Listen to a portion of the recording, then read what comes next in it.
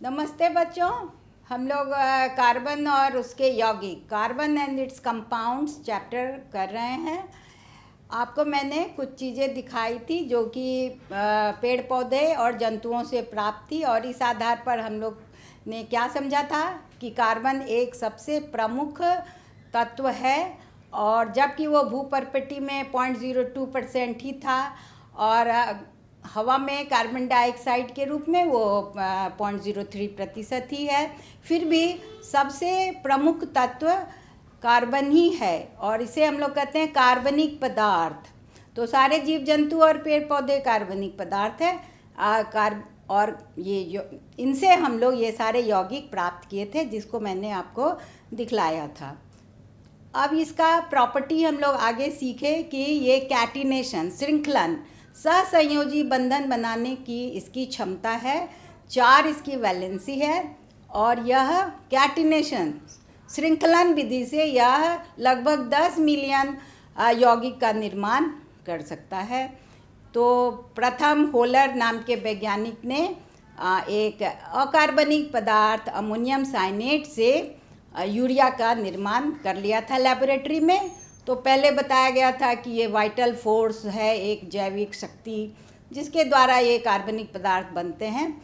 लेकिन इस मिथ को तोड़ दिया गया और बताया गया कि नहीं, हम लोग कार्बनिक पदार्थ बना सकते हैं।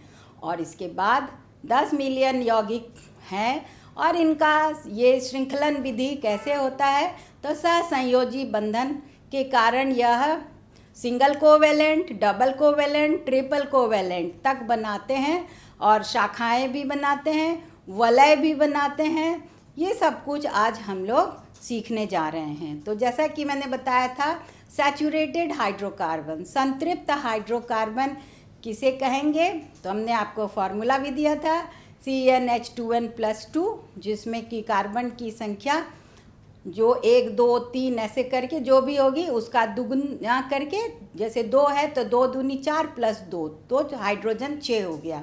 इस तरह से C2H6 ये ईथेन बन गया।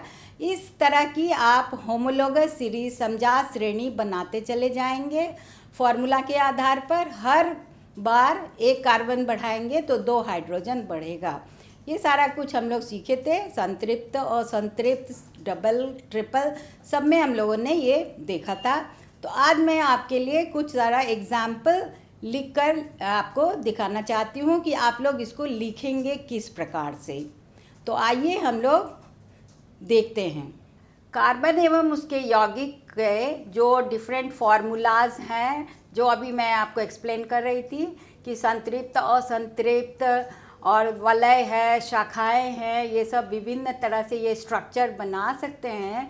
और इसका नेमिंग करना, नॉमेनक्लेचर जिसे कहते हैं, इसके लिए एक IUPAC, international union of pure and applied chemistry, एक संस्था है जिसके अंतर्गत सार्वभौमिक है, ये पूरे दुनिया में ये माना गया है, स्टैंडर्डाइज है, और ये नॉमेनक्लेचर इसी के आधार पर हमको सीखना है।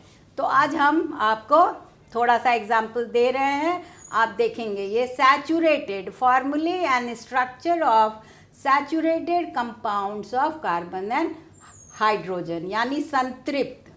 पहला देखिए, फर्स्ट मीथेन, इसका फॉर्मूला है, एक कार्बन से ये आरंभ हुआ है, और चारों वैलेंसी इसका पूर्ण है। ये टेट्रावैलेंट कंपाउंड बनाया मीथेन, यह सबसे छोटा है।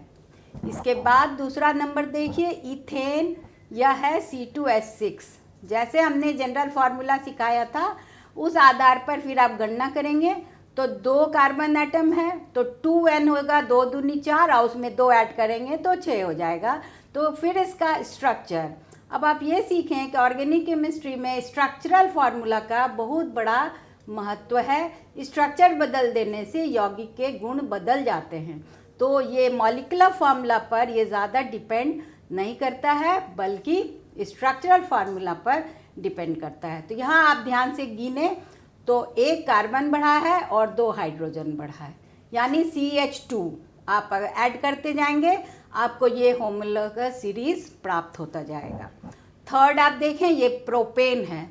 3 नंबर को हम प्रोपेन बोलते हैं, C3H8। उसी तरह से आप लिखते जाएंगे, या श्रृंखला है, स्ट्रेट चेन है। चौथा ब्यूटेन, C4H10। C4H10 आप लोग नाम सुने होंगे, जो हमारे घरों में लिक्विफाइड पेट्रोलियम गैस है उसमें ये ब्यूटेन ही रहता है मुख्य अवयव। तो ये है, इसका आप देखते जा रहा है, हर बार आप देखेंगे कि एक कार्बन बढ़ता है और 2 हाइड्रोजन बढ़ता है, तो ये संतृप्त, यहाँ सिंगल कोवेलेंट बॉन्डिंग चल रही है। 5वां नंबर को हम लोग जैसे पेंटा बोलते हैं, पेंटेन, ANE सफिक्स लगाएंगे, आपको याद होगा, मैंने बताया था। तो ये है C5H12।